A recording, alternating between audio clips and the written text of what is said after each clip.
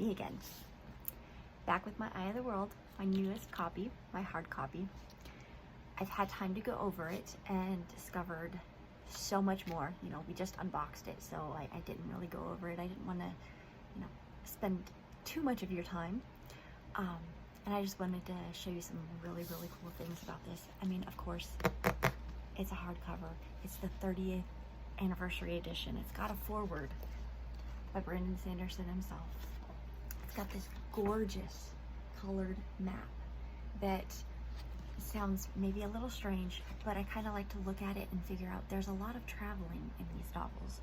And I kind of like to look and see, okay, this is where they were, this is where they went, you know, and it's just really, really cool. And I love that it's so big and it's colorful, because you do get in some of the other copies, and even in this one, I can find it, I'll get back to it. Okay. You get maybe some smaller maps. This is, I'm pretty sure this is Andor. No, this is specifically around Emansfield, where the main cast of our characters is from. But I mean, can you see the difference there? And some of the other paperback books also have that same colored map, which is really, really cool. But this is just big, and I don't know. I'm impressed. Maybe I'm just easily impressed. I don't know. That could be it. But again, it has this awesome foreword, which I'm going to share with you because Brandon Sanderson says it's better. Says it better than I ever could. He is a writer. I am a reader. Yeah, I can appreciate and I can use his words to entice, hopefully. The other thing that I noticed about this, so my earlier 1990 copy, my paperback here, it starts with a prologue. Right after your table of contents, you get your prologue, Dragon Mount. This seems to have an entirely new chapter. Earlier, Ravens. I've never seen this before. Now this is apparently from 2020. So maybe it's because of the new series that came out around about that time on Amazon. I don't know, but it's just really neat. It's just really neat to see this and to get to enjoy it that much more. So all of that being said, prices, right? I can't remember how much I bought this for. Obviously this is old. I can't tell you how old it is. I don't even want to tell you how old it is. It's older. You can find it on Amazon, $12.39 plus tax. They also have used copies that you can get from other sellers. I think the lowest price was $4.72 plus $2.99 shipping. That was what I saw. Hardcover, $23.99 plus tax. The Kindle version, $7.99. Audiobooks. So this is what it says, and you can check it out. 0 with membership trial, $14.99 a month monthly, and that's charged after 30 days. So if you want to basically subscribe to it, it's $14.95 a month. You can cancel at any time, and it's nothing for the first month, I guess. If that's your cup of tea, go ahead. If you want to just buy this book, it looks like it's $30.14. So there you go. A little bit of, you can still find this on Amazon, but I'm just telling you, it says the reading age is 12 and up. Sounds pretty good. There might be some more advanced readers. I don't know if I would let somebody younger than 12 read it unless they had that maturity level. And it's about 784 pages. I think that's pretty much across the board as far as hardcover and soft cover, you know, thereabouts. So, okay, that's what it is. So, having said all of that, why? Why Eye of the World? Why this whole series? Okay. The simplest reason is that Eye of the World is an incredible book. Robert Jordan's mastery of viewpoint, prose descriptions, and world building remains among the best in the genre all these years later.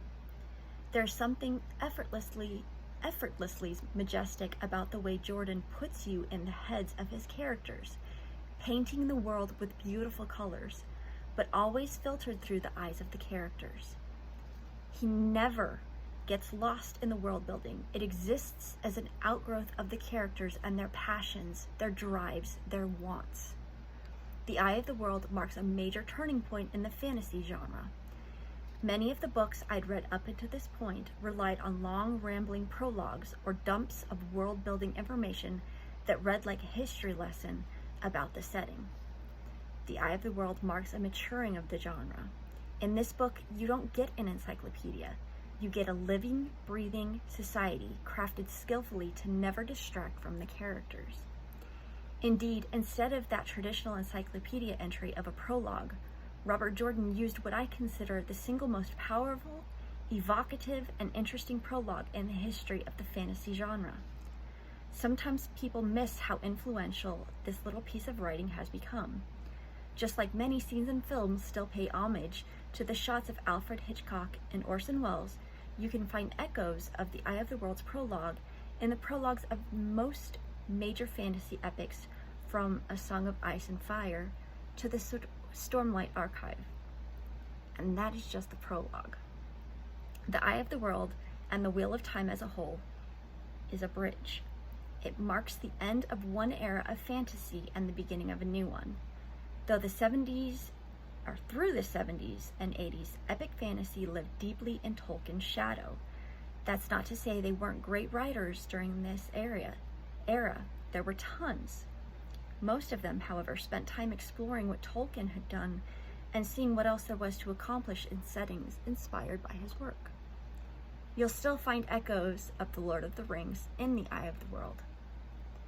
Intentional ones, judging by some of the place names Jordan used. And they have a similar ring to names, places. Yes, it does. There's a group of young people from a rural town chased by dark figures out of their familiar realm into a world of magic, myth, and monsters. And yet in this story, there is no ring to carry.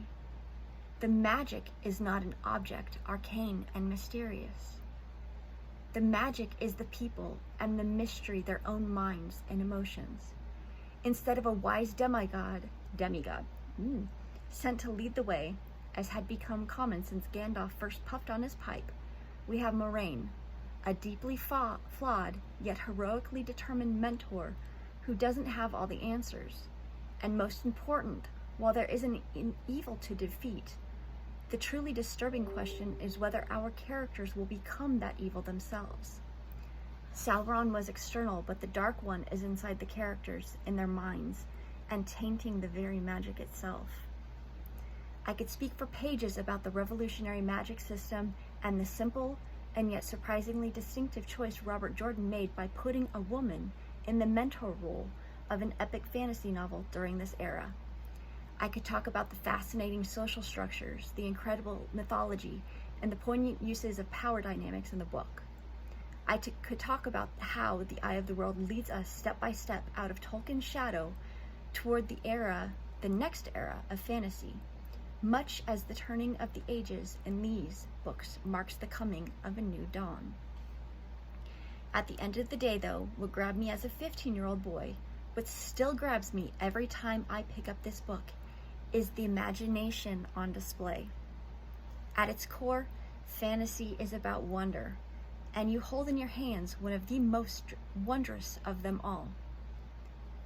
May you enjoy the journey as you set out from the two rivers into magic, mystery, and monsters, and may your dreams, the one Robert Jordan challenges you to dream, grow large enough to fill 14 volumes and a prequel of your own. Brandon Sanderson, February 2020. I'm going to admit I stumble occasionally. Some words I've read more often than heard, so I mispronounce, and I apologize for that. I get things wrong. I am human, and like Moraine, I am flawed. Hopefully that entices you.